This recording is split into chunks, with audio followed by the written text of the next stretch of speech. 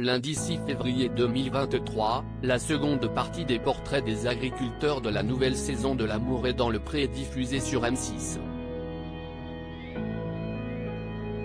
Karine Le Marchand est désormais rodée dans cet exercice, dans lequel elle n'a pas toujours été à son avantage.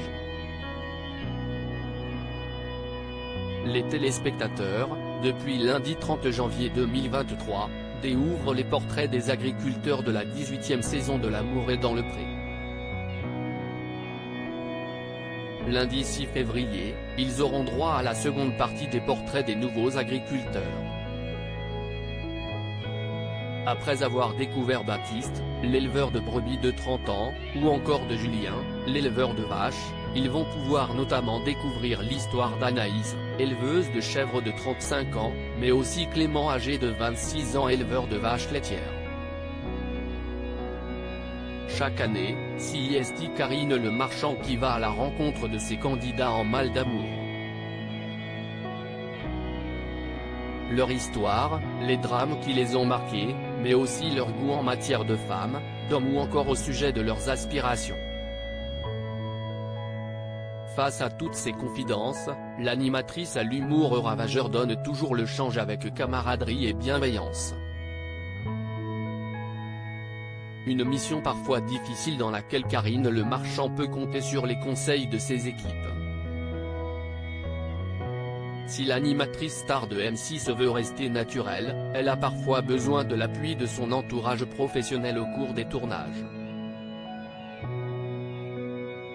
CIST Pourquoi elle est aidée d'une oreillette, la production communique notamment certaines informations essentielles en temps réel et s'assure qu'elle peut bien poser toutes les questions nécessaires à la réalisation du portrait, ont indiqué nos confrères de Télé Loisirs. Karine Le Marchand victime de sa gentillesse. Karine Le Marchand est désormais bien rodée dans cet exercice. Mais les premières années ont clairement servi de rodage.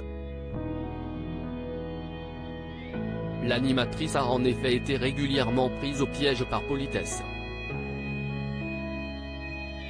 Lorsqu'elle avait rendez-vous avec les agriculteurs pour le tournage des portraits, elle se voyait souvent proposer des verres d'alcool pour briser la glace.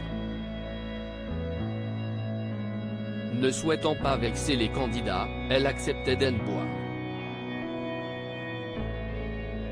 CIST ainsi qu'elle finissait parfois ivre. La première année, je n'osais pas dire non. Les candidats me testaient en me servant des trucs pas possibles dès 7 h du matin. Je ne vous dis pas. Enfin, si maintenant, je refuse quasiment toujours. Mais ça les fait rire, et CIST toujours bienveillant. S'est-elle remémorée dans les colonnes de Télé 7 jours. Heureusement, Karine Le Marchand arrive désormais à gentiment décliner ses offres et elle peut ainsi se concentrer pleinement sur les candidats.